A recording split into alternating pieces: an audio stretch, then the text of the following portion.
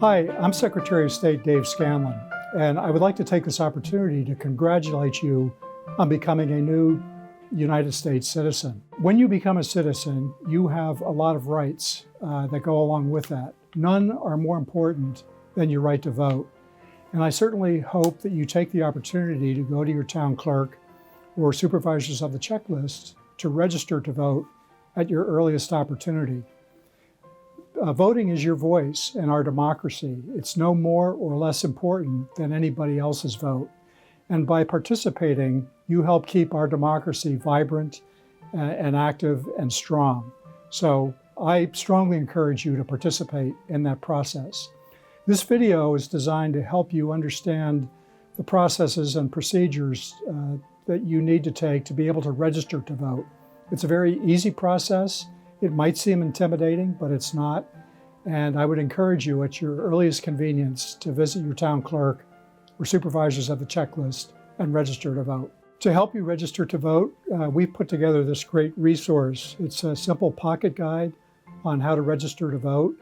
It has a lot of useful information in it, and if you follow this step-by-step process, you won't have any trouble registering to vote. The day of my swearing-in ceremony as a citizen, I drove straight from Concord to City Hall in Manchester with my freshly minted U.S. citizenship paper to register to vote. I did not even stop for coffee. That's how excited I was of finally being able to cast my vote. And yeah, I'm an immigrant advocate, so the Tokyo TV came to film me my first vote in the school there. It was so much fun. I was so excited that finally I felt like I was part of society. I worked previously in every single election since I was a student, really, helping the people that had the right to vote cast their vote. And I was unable to cast my own vote and speak with my own voice. And I just felt so empowered. I really felt like finally I was a full part of society. I help people figure out how to vote and how important it is to exercise that vote and not to put your destiny and your family's destinies and your values, not to put those in somebody else's hands. I used to help the victims of genocide, war, and HIV. And so when I came here, from my experience, Rwanda after genocide, where people was really, really suffering with the help, counseling, with the stress and trauma they had. So when I came here, it was the same thing. So I found the same people who came from the country where I came from, Rwanda, Congo, Burundi, and other countries. They have same issues, and they needed help. So I feel like I should really create an organization that could help them after the resettlement agency, they're done with the resettlement agency. And I saw how much myself was really, I struggled for the first time for someone who's dedicated, who used to help other people. And when I get here, I started getting help from other people, especially with the language barrier, not knowing the system, was very hard. So from my experience, I feel like I should really start something to help other people like me. So our organization, we have 3 slogans, which is educate, empower, and engage. We educate people through the service that we provide and then empower them with the resource and allow them to go out and give whatever they received. They became independent and be part of the community where they are in. So they lived in a refugee camp for so many years. Now, this is their place where they're going to stay. So they need to feel like this is our town, this is our country, we need to contribute like everybody else. So we provide social services. We also help them with the citizenship. So we have volunteers who help them to prepare for the citizenship, English classes, but we are not like a second star. We just connect them with the volunteer when they can have a 101 English class. We also have a group, women and youth group, where we teach them about civics and different topics. We have been taking youth, high school, middle school, to different places, businesses, office. Like last time we were in a Supreme Court where the youth and women meet with the Chief Justice and other judges and women judges, just to inspiring them and to show them that, you are now in Concord, you are part of this community. They're all refugees, yes, but they came in the country where there was civil war. So they have really wound inside themselves, but people never notice. But us who came from there, myself who speak different languages, who lives in those countries, who experienced those civil war, I know what's going on in them. So we help them with the peace and reconciliation, to live together, forget and forgive. And when we are in a new country, we should really forget and move forward, overcome all those pains and pain we had from back home. Like last time when I took an old man who's, can't remember, but I think 7, something like that, was very happy to vote for the first time. Can you imagine someone who's 75 years old who never vote?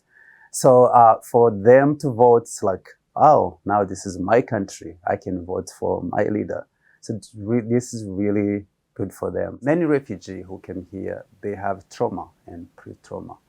So when they see themselves register for vote, it really helps them psychologically. It's like, oh, now I can vote. Now I have a voice. So we always go to the houses and send message through the social media like WhatsApp or Facebook or our website. Then we help them to register for those who haven't registered for the first time.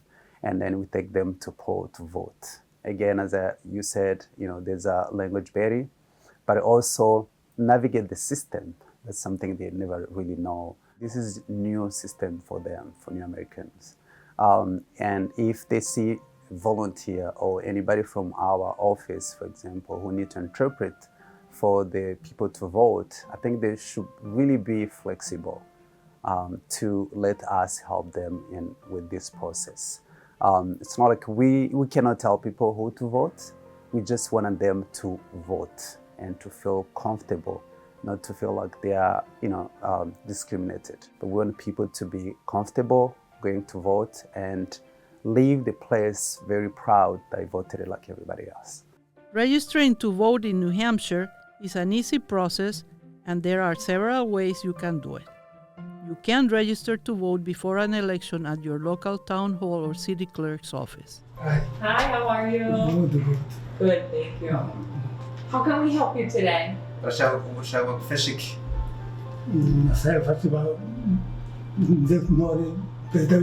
So I wanted to be registered to be able to vote. Okay. You live in Concord? In Concord? Yes. Okay. Yes. When registering to vote, you must prove you're at least 18 years old or will be on election day. You must also prove that you are a United States citizen and a resident of the town or city you're registering in.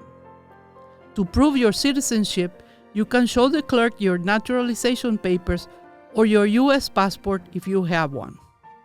To prove your age, you can show the clerks your driver's license, a government-issued photo ID, naturalization papers, or a passport. Any of these documents can be used to prove your identity too. To prove your primary residence address, you can show your photo ID, a lease agreement, or a utility bill. The documents mentioned are just some examples of the proofs you can use when registering to vote. For a full list of acceptable documents, visit sos.nh.gov. Clerks can register voters up to 6 to 13 days before the election, depending on when the supervisors of the checklists have the required meeting. When you register at the clerk's office, the clerk will give you a voter registration form to fill out. On the form, you will fill in your name, primary residence address, also known as your domicile, your place and date of birth, and the date and location of your naturalization. Under party affiliation, you can list Democrat, Republican, or undeclared. Lastly, you will fill in your driver's license number or, if you do not have a license, the last 4 digits of your social security number. That's everything. It looks like from there. So now I'll just take this to have an opportunity to review. Okay. Make sure we have it all. kubitwara.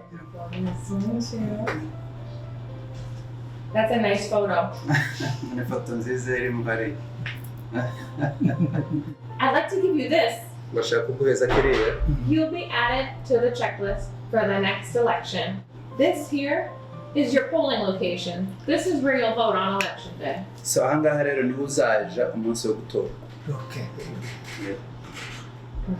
Do you have any questions? Hari ikindi kibazo bafite? No. All right. Excellent. Hey. That's exciting. Ready to vote? So I am Kelly Barnaby, and I am the city clerk for Portsmouth. So we basically are the head of undertaking the elections on the city level. We make sure that everything is set up in accordance with the law and that we perform all functions and responsibilities that are outlined in the RSAs, as well as any that are within city ordinances relating to elections. So if someone comes in to register to vote that is a new American, they can certainly bring in an assistance with them, and we would work with them to make sure that they understand exactly what it is that they need to do. If you're doing it through the mail by absentee process, you would have to provide us with a picture ID, and you would have to provide us with proof of your current physical address in the community. You would need to be sure to fill out all the paperwork, and you do have to have that witnessed. And you would fill out the voter registration card as well, and you would send that all back to us, and it would go to the Board of Registrars or the supervisors of the checklist for approval. Someone can vote absentee for a number of reasons. One, if they are absent from the community on the day of the election, if they have religious observances on that day, if they are physically disabled, if they are confined to a penal institution awaiting trial for a misdemeanor.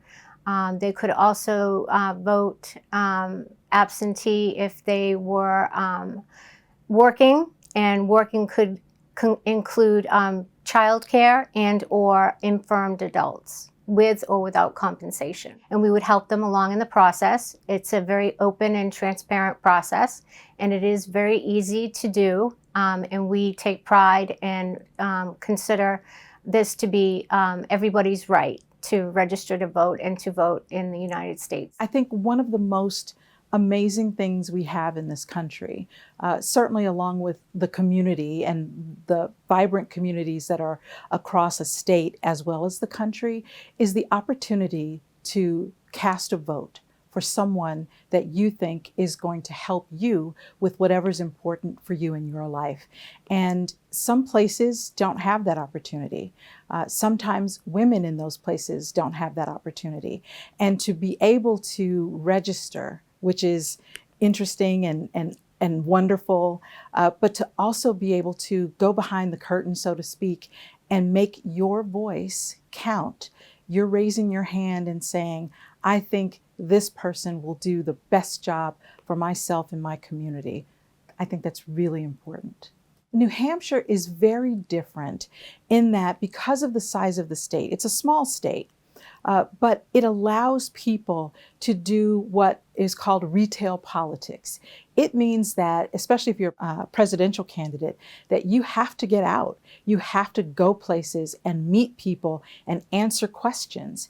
And not only does it allow the citizens to get a good idea of who the candidate is as a person, they have an opportunity to get to know them and feel like, I know you and I'm voting for a friend, I'm voting for a colleague, I'm voting for someone who cares about me. And that's not an opportunity you have in states that are significantly larger than New Hampshire. If you miss the deadline before the election, don't worry. You can register to vote at your local polling place on election day.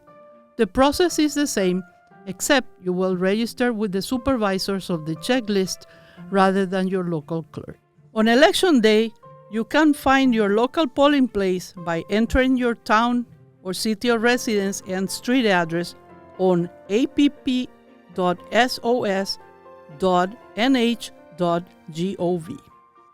Every polling place in New Hampshire must be accessible to people with disabilities and is equipped with an accessible voting system known as One for All. The system includes a tablet with touchscreen and audio settings that voters with disabilities can use to produce a printable ballot. Election day registration in New Hampshire is pretty unique. So you get to be able to come in same day of an election, provide verification of photo ID if you have it, and proof of residence, domicile again, and you can sign up same day, take your new registration form over to the check-in table, and receive your ballot right there.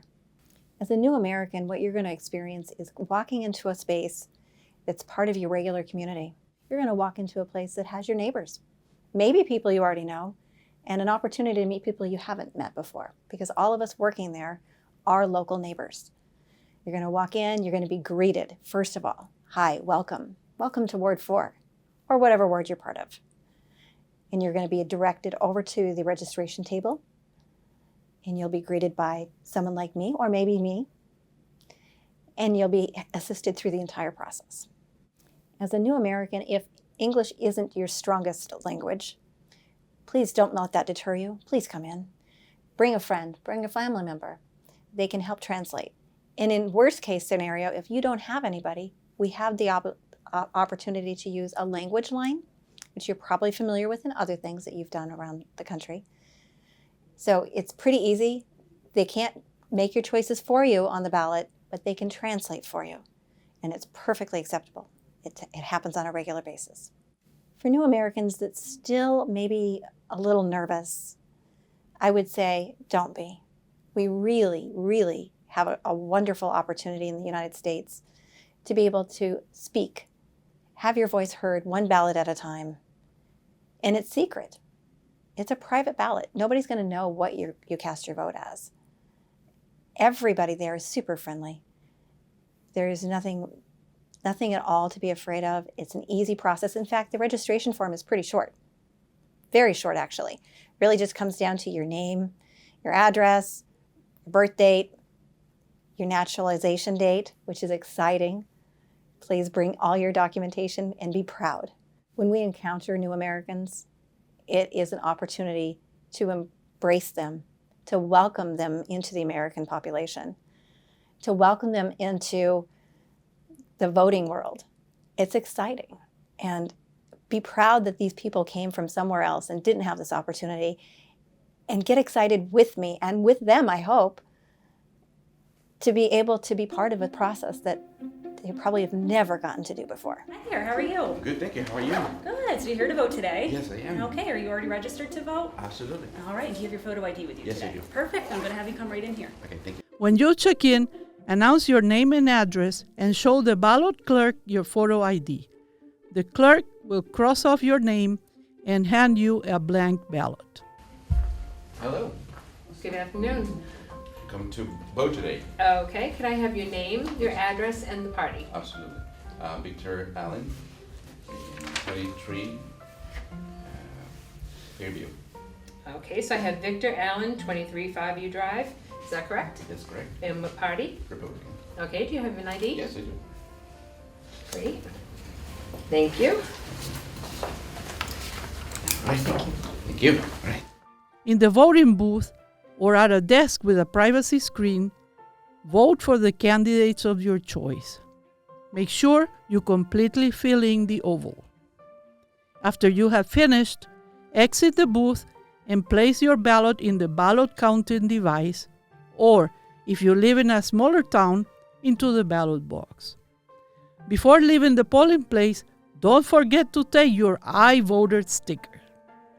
My name is Ned Gordon, and for the last 30 years I've been the moderator for the town of Bristol. There's two primary responsibilities for a moderator. One is to preside over the annual town meeting, but the other responsibility, and perhaps the more important one, is to oversee the election process in the town. That includes local elections, state elections, federal elections. We work with a number of people, including our town clerk, the supervisors of the checklist, ballot clerks, local police, to make sure that the elections go efficiently, fairly, and that the results are accurate. It's always the happiest event at our elections when we have a new voter. It could be someone who just reached the age of 18, or it could be a new citizen. Once you become a citizen, you gain certain very precious rights, and one of those precious rights is the right to vote. And it should be exercised because it's not just a right, it's a responsibility as well. So we want new citizens to participate in the process. We had a lady in town in Bristol. She was an immigrant from Greece, and she became a U.S. citizen. And she was scared, petrified to come to the polls because it wasn't something she was familiar with. But she did, and we helped her through the process. And by the time she was leaving, she was beaming with pride. And that really makes our day. New citizens sometimes have difficulty with the ballot, in that the ballot generally is in English, and new citizens sometimes have some difficulty interpreting it themselves. So they may want to bring an interpreter with them. And if they do, that's fine. And an interpreter generally can assist them in the ballot box on, as long as they understand the limitations. And the limitations are that they can assist in them reading the ballot and understanding the ballot, but they're not to influence or direct the voter's vote. If the person comes to us and says, I need assistance, we're going to make sure that they get assistance to the best of our ability to do that. And if they are going to have someone in the booth with them, whether it's a need for an interpreter, or in some other cases there are other people who have disabilities, we would just make the person that's in the booth with them take an oath in advance, indicating that they're not going to direct or influence that person's vote. Certainly for new Americans, what I would encourage them to do is to look at the ballot in advance, is become familiar with the candidates before you come to vote. That would make it easier, it makes the process less intimidating. And then when you get there, please, we ask everybody to ask questions. We want them to we want to guide them through the process as best we possibly can so that they'll feel comfortable and they'll want to come back. Hi, my name is Erin Hennessy. I'm New Hampshire's Deputy Secretary of State.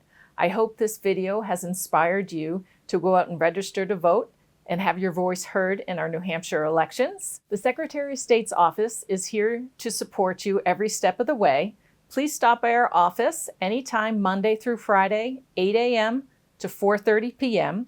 We are located in room 204 of the State House at 107 North Main Street in Concord, New Hampshire. You can also call us at 603-271-3242 or email us at elections@sos.nh.gov.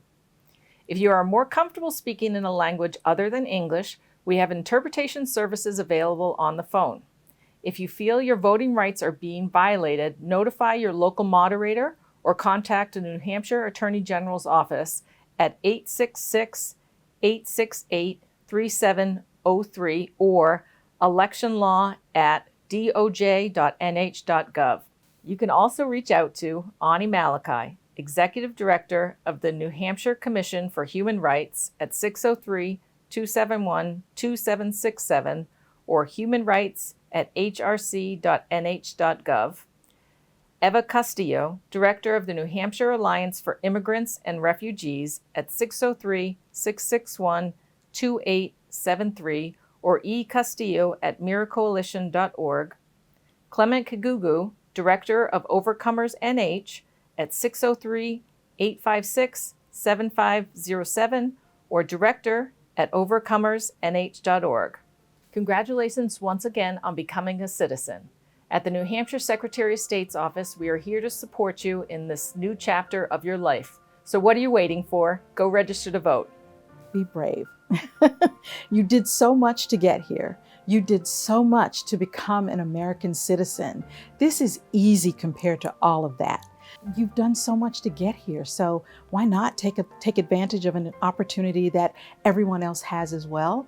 And now you have an opportunity to do that. And whatever happens in other countries doesn't happen here. And I find that's one of the big problems. People don't trust their process in their own countries, and they think that that's the way that things happen here too, which is totally wrong. Elections here are transparent, they're clear, and they're easy, and they just really try to help people really exercise that right. So being part of the community is to register to vote and have your voice heard. So when you choose your next leader, which means you're part of the community.